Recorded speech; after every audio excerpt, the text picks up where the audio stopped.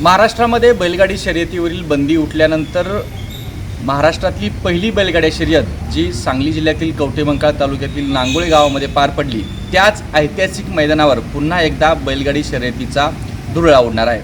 निमित्त काय आहे आपण जाणून घेणार आहोत। आपल्यासोबत भाजप किसान मोर्चाचे नेते संदीप गिड्डे पाटील। काय आयोजन तुम्ही करताय बैलगाडी शर्यतीचं निमित्त काय? मुळात 7 वर्ष बंदी त्या ठिकाणी लागल्यानंतर सर्वोच्च न्यायालयानं बंदी उठवली आणि 2021 साली राज्यातील पहिली बैलगाडी शर्यत नांगोळे या गावात पार पडली। शर्यत पंढरी अशी एक ओळख नांगोळे गावची तयार झालेली आहे। ही बंदी जी आहे ही बंदी उठवण्यासाठी खऱ्या अर्थानं आत्ताचे मुख्यमंत्री देवेंद्रजी फडणवीस साहेब यांचं योगदान जे आहे ते मोठ्या प्रमाणावरती आहे। आपल्याला माहीत आहे त्यावेळचं जे महाविकास आघाडी सरकार होतं ते बंदी उठवण्याच्या विरोधात होतं मुळात, परंतु देवेंद्रजी फडणवीस साहेबांनी केंद्र सरकारच्या माध्यमातून त्या ठिकाणी चांगले वकील देऊन सर्वोच्च न्यायालयामध्ये बाजू लावून धरली आणि ती बंदी त्या ठिकाणी उठण्यास मदत झालेली आहे। त्याच्यानंतर दरवर्षी नांगोळे गावचा इतिहास आहे की शासनाकडे नोंद असलेली एकमेव शर्यत अशी आहे की जी सगळ्यात जुनी आहे। 74 वर्षापासून ही शर्यत नागपंचमीच्या दिवशी नांगोळे गावात होते आणि राज्यातली ही सर्वात जुनी शर्यत आहे। तर याचं ते 75वा वर्ष आहे, म्हणजे अमृत महोत्सवी वर्ष आहे।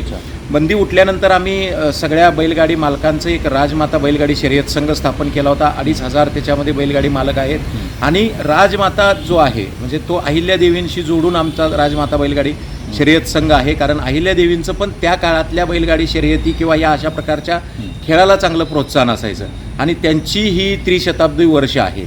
आणि त्याच्यासोबतच सन्माननीय देवेंद्रजी फडणवीस साहेबांचा यंदाचा 55वा वाढदिवस आहे। म्हणजे 55वा वाढदिवस काय त्यांचा परत येणार नाही आहे, तर तो त्या वाढदिवसाचं एक औचित्य असं साधून आम्ही देवाभाऊ केसरी 5,55,555 हे त्या ठिकाणी देवाभाऊ केसरी जो मानकरी असेल, महाराष्ट्राचा राजा देवाभाऊ केसरी, अशा पद्धतीचा तो किताब जो आहे तो जो पटकावेल साधारणतः 2 लाखपेक्षा जास्त शर्यत शौकीन हे 28 तारखेला येत्या सोमवारी त्या ठिकाणी उपस्थित राहतील अशी आम्हाला अपेक्षा आहे।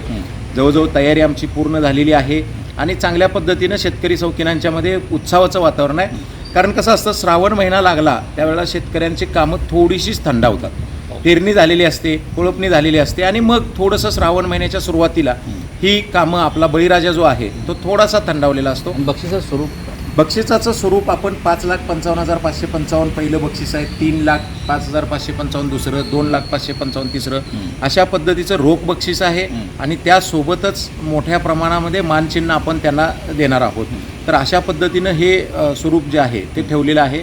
प्रत्येक गटात साधारणतः 55 गाड्यांची नोंद करून ह्या शर्यती चालणार आहेत। याचं जे उद्घाटन आहे ते सांगली जिल्ह्याचे पालकमंत्री आणि राज्याचे उच्च व तंत्र शिक्षण मंत्री सन्माननीय चंद्रकांत दादा पाटील यांच्या उपस्थितीमध्ये त्यांच्या हस्ते होणार आहे आणि राज्याचे ग्रामीण विकास मंत्री सन्माननीय जयकुमारजी गोरे साहेब हे प्रमुख पाहुणे असतील आणि गोपीचंद पडळकर यांचं देखील शर्यत क्षेत्रात मोठं योगदान आहे, तर ते कार्यक्रमाचे अध्यक्ष असणार। आम्ही 2021 साली पाहिली होती शर्यत, त्यावेळी अगदी गुड्या उभारून त्या बैलगाडी शर्यतीचं स्वागत केलं गेलं होतं। तसाच माहोल काहीसा असेल त्यावेळचं जे उत्साह होता ती सुरुवात होती, तर तशाच प्रकारचा माहोल जो आहे अखंड पंचक्रोशी, म्हणजे त्यावेळेला तर निदान गावामध्ये तो उत्साह होता, परंतु आता तर संपूर्ण पंचक्रोशीमध्ये मोठ्या प्रमाणामध्ये तो माहोल जो आहे तो झालेला आहे। कारण नागपंचमी निमित्तच्या बैलगाड्या शर्यतीचं हे वर्षानुवर्ष चालत असलेली ही परंपरा आहे।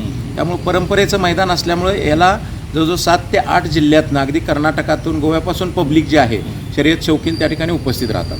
तर या नांगोळे गावामध्ये सोमवारी या ठिकाणी देवाभाऊ केसरी बैलगाड्या शर्यतीचं भव्य आयोजन केलं गेलं आहे आणि त्या ऐतिहासिक ज्या मैदानाची परंपरा या मैदानाला आहे त्याच मैदानामध्ये या बैलगाडी शर्यती पार पडणार आहेत। कॅमेरामॅन संजय योगेशसोबत कुलदीप माने, एबीपी माझा, सांगली। एबीपी माझा, उघडा डोळे बघा नीट।